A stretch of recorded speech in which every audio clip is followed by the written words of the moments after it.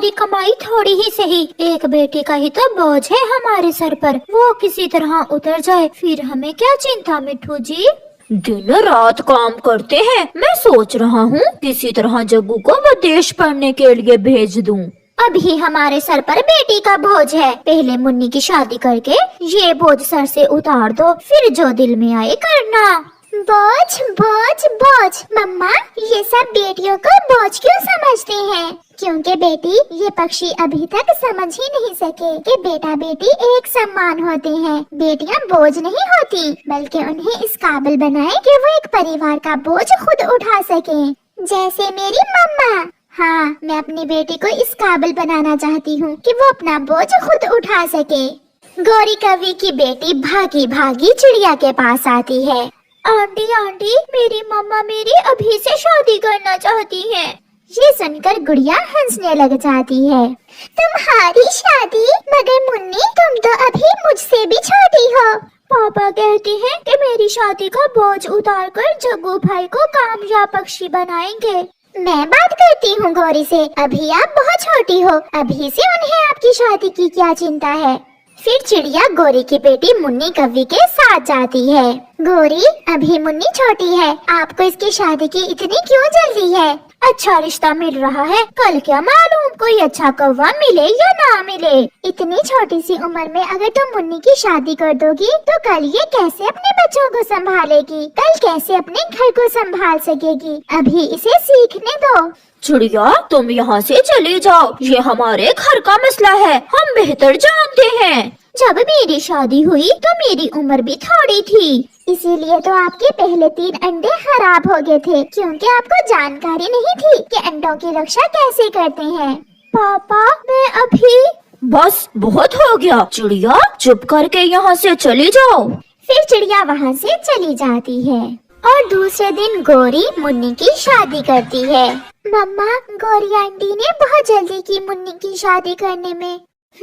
मैं भी उसी का सोच रही थी, वो कैसे अपने घर को संभालेगी। गुड़िया बेटी, कल आपने तोते टीचर से लकड़ियों का घर बनाना सीखने जाना है। मम्मा, वो तो मैंने आज ही सीख लिया था। तो फिर कल बुलबुल के पास जाना और उससे सीखना कि अपने अंडों की रक्षा कैसे करते हैं। बहू, ये ससुराल का घर है, तुम्हारे माता पिता का नहीं है। कल सुबह सवेरे उठकर भोजन लेने चली जाना। बेटा, बहू को हमारे परिवार के असूल समझा दिए हैं ना? हाँ, मैंने मुन्नी को बता दिया है कि रात को सोने से पहले मेरी माँ की टांगे दबानी है और मेरी माँ का भोजन भी इसे ही लाना होगा। बहू, सुन रही हो ना? हाँ, मैं कोशिश करूँगी ये सब करने की। फिर मुन्नी भोजन लेने चली जाती है। वो अभी छोटी थी, इसलिए वो तो बच्चों वाली हरकतें करती थी। रास्ते में कभी वो तितलियाँ देखने रुक जाती और कभी फूलों के पास जाकर बैठ जाती। जब शाम को वो भोजन लिए बिना ही घर जाती है तो पहले दिन उसकी सास उससे लड़ाई करती है। अगर इतनी ही छोटी थी तो क्यों की थी शादी? हम यहाँ तुम्हें खेलने कूदने के लिए नहीं लाए। कान खोल कर सुन लो, खुद को बदल लो। अगर ना बदला तो मैं अपने बेटे की दूसरी शादी कर दूंगी। मैंने क्या किया है? माँ जी, आप क्यों मुझे इतना बुरा भला कहे जा रही हैं? एक तरफ मुन्नी अपने ससुराल जाकर तरह तरह के ताने सुन रही थी, दूसरी तरफ चिड़िया अपनी बेटी को सब सिखा रही थी। गुड़िया ने घोंसला बनाना सीख लिया था, भोजन लाना सीख लिया था और बुलबुल से अंडों की रक्षा करना भी। ऐसे ही कुछ दिन गुजर जाते हैं और फिर एक दिन मुन्नी की तबीयत खराब हो जाती है। उसकी सास उसे बुलबुल डॉक्टर के पास लेकर जाती है। बुलबुल मुन्नी का चेकअप करती है। बधाई हो बहन, आप दादी बनने वाली हो, तुम्हारी बहू अंडा देने वाली है। ये सुनकर मुन्नी की सास बहुत खुश होती है, मगर एक समस्या है, तुम्हारी बहू बहुत कमजोर है और इसकी उम्र भी बहुत कम है। इसका खास ध्यान रखना पड़ेगा आपको। शक्ल से ही ऐसी दिखती है, हम सबसे ज्यादा खाती है ये। सासू माँ, मुझे बहुत डर लग रहा है। ज्यादा चोंचले ना करो, मेरे साथ घर चलो। मुन्नी और उसकी सास वहाँ से चली जाती हैं। गुड़िया भी अब जवान हो चुकी थी। उसकी मामा भी एक अच्छा सा चिड़ा देखकर उसकी शादी कर देती है। गुड़िया बेटी, मुझे विश्वास है कि आप अपने घर का अच्छे से ख्याल रखोगी। मैं अपनी माँ की हर बात याद रखूंगी। अपने घर में जाकर गुड़िया खुश थी क्योंकि उसका पति भी उससे बहुत प्यार करता था।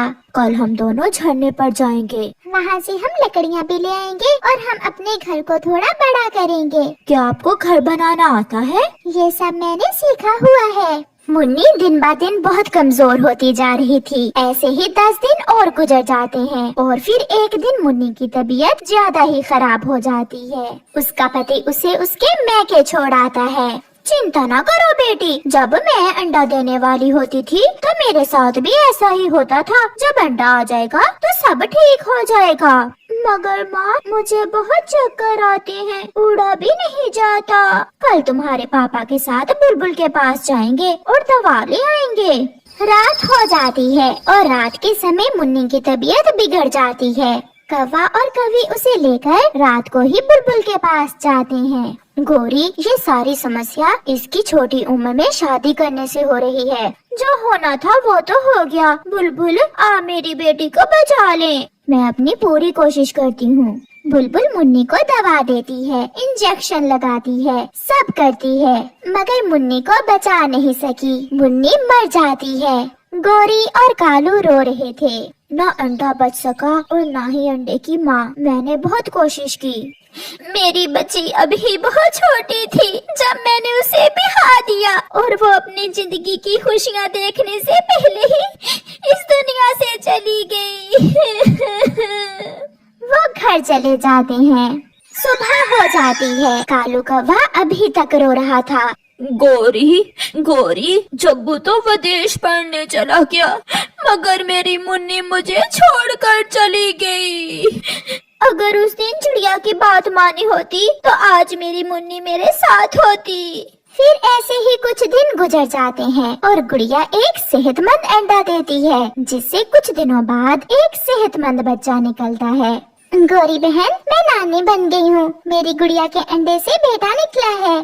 चिड़िया, अगर मैंने भी तुम्हारी तरह अपनी बेटी की शादी पूरी उम्र में की होती तो आज मैं भी ये खुशियाँ देख सकती। गौरी बहन, इसलिए तो मैं हमेशा सबसे कहती हूँ कि बेटियाँ बोझ नहीं होती, इसलिए उनके फ्यूचर के फैसले सोच समझ कर करें। प्यारे दोस्तों, कहानी को लाइक और चैनल को सब्सक्राइब जरूर करें। आपका धन्यवाद।